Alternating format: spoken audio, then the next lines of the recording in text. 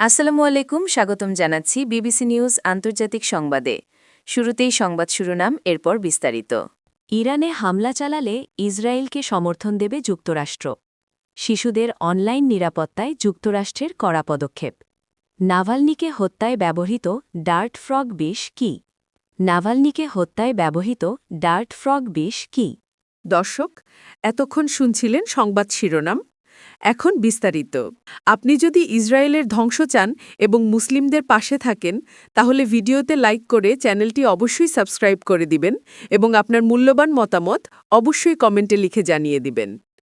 এখন বিস্তারিত। ইরানে হামলা চালালে ইসরায়েলকে সমর্থন দেবে যুক্তরাষ্ট্র। ইরানের ক্ষেপণাস্ত্র কর্মসূচি নিয়ে ওয়াশিংটন ও তেহরানের মধ্যে আলোচনা ব্যর্থ হলে দেশটিতে ইসরায়েলের সম্ভাব্য হামলায় সমর্থন দেবে যুক্তরাষ্ট্র। গত ডিসেম্বরেই নেতানিয়াহুকে এমন আশ্বাস দিয়েছিলেন মার্কিন প্রেসিডেন্ট ডোনাল্ড ট্রাম্প। একই সময়ে কূটনৈতিক তৎপরতার পাশাপাশি মধ্যপ্রাচ্যের সামরিক উপস্থিতিও জোরদার করে চলেছে ওয়াশিংটন।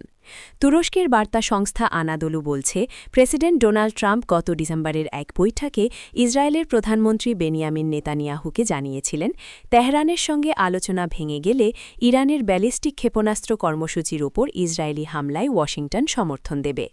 যুক্তরাষ্ট্রের একাধিক গণমাধ্যম রোববার এ তথ্য জানিয়েছে। মার্কিন সংবাদ মাধ্যম সিবিএস নিউজের এক প্রতিবেদনে বলা হয়, ওয়াশিংটনে আলোচনার কেন্দ্রবিন্দু এখন আর ইসরায়েল হামলা চালাতে পারবে কিনা সেই প্রশ্নে সীমাবদ্ধ নেই, বরং প্রযুক্তিগত ও কূটনৈতিকভাবে যুক্তরাষ্ট্র কীভাবে এমন অভিযানে সহায়তা করতে পারে সেই বিষয়ে গুরুত্ব দেওয়া হচ্ছে। বিষয়টির সঙ্গে সংশ্লিষ্ট একাধিক সূত্র এমনটাই জানিয়েছে। প্রস্তাবিত সহযোগিতার গুরুত্বপূর্ণ দিকগুলোর মধ্যে রয়েছে ইসরায়েলি যুদ্ধবিমানগুলোর পাল্লা বাড়াতে আকাশে জ্বালানি ভরার ব্যবস্থা এবং প্রতিবেশী সার্বভৌম দেশগুলোর আকাশসীমা ব্যবহারের অনুমতি নিশ্চিত করার জটিল কূটনৈতিক প্রক্রিয়া সম্পন্ন করতে সহায়তা। শিশুদের অনলাইন নিরাপত্তায় যুক্তরাজ্যের কড়া পদক্ষেপ। যুক্তরাজ্যের প্রধানমন্ত্রী কিয়ার স্টারমার শিশুদের অনলাইন নিরাপত্তা নিশ্চিত করতে কৃত্রিম বুদ্ধিমত্তা বা এআই চ্যাটবটগুলোর ওপর কঠোর বিধিনিষেধারোপের ঘোষণা দিয়েছেন। সোমবার 15 ফেব্রুয়ারি ডাউনিং স্ট্রিট থেকে জানানো হয়, শিশুদের জন্য ক্ষতিকর বা এআই-এর মাধ্যমে তৈরি অবৈধ কন্টেন্ট রুখতে সরকার বিশেষ পদক্ষেপ নিচ্ছে। প্রধানমন্ত্রী স্টারমার স্পষ্ট করে বলেছেন যে প্রযুক্তির দ্রুতগতির সাথে তাল মিলিয়ে আইনকেও শক্তিশালী হতে হবে।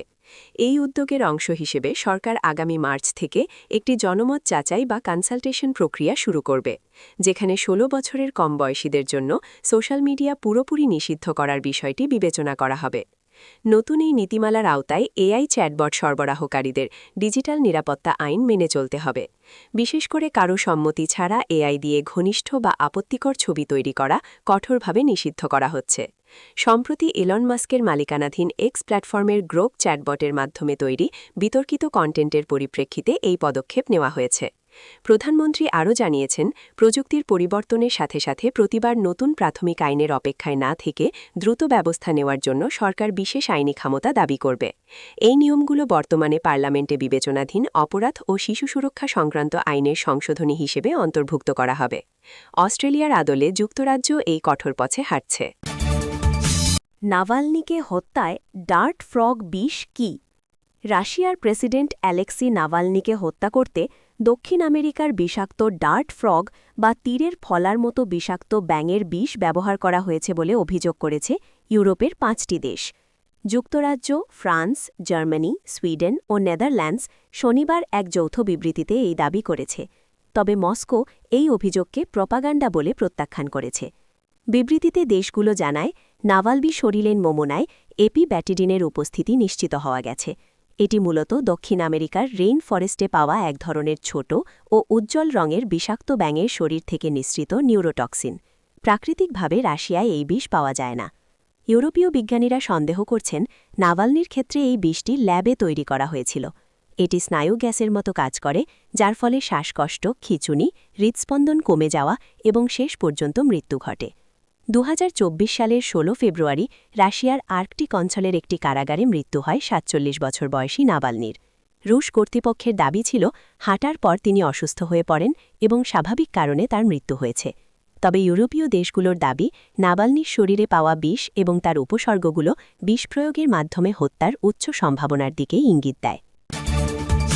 ইমরান খানের অসুস্থতা নিয়ে রাজনীতি হচ্ছে না, পিটিআই চেয়ারম্যান। পাকিস্তান তেহরিকে ইনসাফের PTI chairman barrister Gohar Ali Khan বলেছেন, দলের প্রতিষ্ঠাতা ও সাবেক প্রধানমন্ত্রী ইমরান খানের অসুস্থতা নিয়ে কোনো ধরনের রাজনীতি করা হচ্ছে না। সেই সঙ্গে এটি কেবল একটি রাজনৈতিক বিষয় নয়, বরং প্রত্যেক পাকিস্তানের উদ্বেগের বিষয় বলে জানান তিনি। পিটিআইয়ের এ চেয়ারম্যান পাকিস্তানি সংবাদ মাধ্যম সামা টিভিকে দেওয়া বিশেষ সাক্ষাৎকারে জানান, ইমরান খানের পুনরায় স্বাস্থ্য পরীক্ষা ও নতুন মেডিকেল রিপোর্টের কথা তিনি শুনেছেন। তবে এখন পর্যন্ত তিনি নিজে কিংবা দলের চিকিৎসকেরা সেই রিপোর্ট দেখেননি। তিনি জোর দিয়ে বলেন, ইমরান খানের অসুস্থতার বিষয়ে কোনো রাজনীতি হবে না। আমরা জনসাধারণের কাছ থেকে কিছুই গোপন করব না।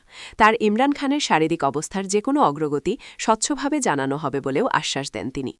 সুপ্রিম কোর্টে জমা হয়নি নতুন মেডিকেল রিপোর্ট। নতুন করে স্বাস্থ্য পরীক্ষা সম্পন্ন হওয়ার পর একটি রিপোর্ট প্রস্তুত হয়েছে বলে শোনা গেলেও সেটি এখনও সুপ্রিম কোর্টে জমা দেওয়া হয়নি বলে জানান গওহর আলী খান। তিনি বলেন, আমরা এখনও রিপোর্ট পাইনি, আমাদের চিকিৎসকেরাও দেখেননি, তাই এ বিষয়ে মন্তব্য করা সম্ভব নয়। সর্বশেষ স্বাস্থ্য পরীক্ষার ফলাফল নিয়ে দলের চিকিৎসকের সঙ্গে পিটিআই প্রতিষ্ঠাতার কোনো বৈঠকও হয়নি বলে তিনি উল্লেখ করেন।